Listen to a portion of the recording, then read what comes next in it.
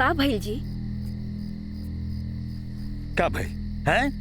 तार बेटा हमार नाक कटवा दलस गांव के सामने। हैं? ससुरा के बखलोल खाली सूरत बा आ हीरोइन से बियाह करे कहता हमर पाला से। का रहुआ दिन भर आम्रपाला लगौले रहले जी हैं? बुझात नहीं खे हैं? अच्छा। हमार बेटा दिन भर के भूखल पियासल एने ओने जंगल कहां भटकाता। एकर चिंता नहीं खे रहुआ के? अरे चुप! तारे बिगाड़ल हौ, तारे भी हमरे बिगाड़ल बा जी। हमारी इकलौता बेटा हमरे बिगाड़ल बा। हमार कलेजा फट आगले तारे इकलौता बेटा। रे कहां रहले? रे कहां रहले हा? हम पूछे तानी ना, धीरज धरी हम बात करे तानी हैं?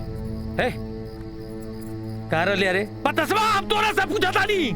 हम बतियावा तानी ना जी। रहुआ का एकदम से हाँ जा अपना साहब का दूध भात खिलावो। दूध भात जा।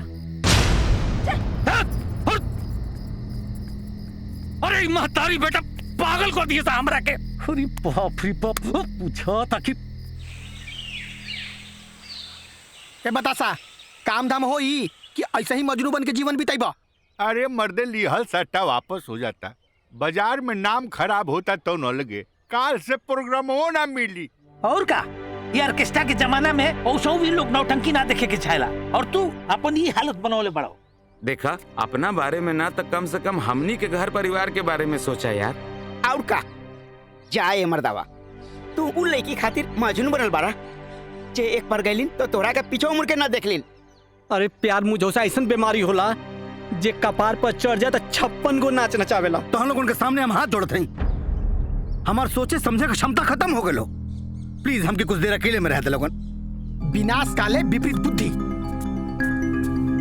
चल चल ऐसा जाए तो जो समझावे करला समझा देले बाद में। अब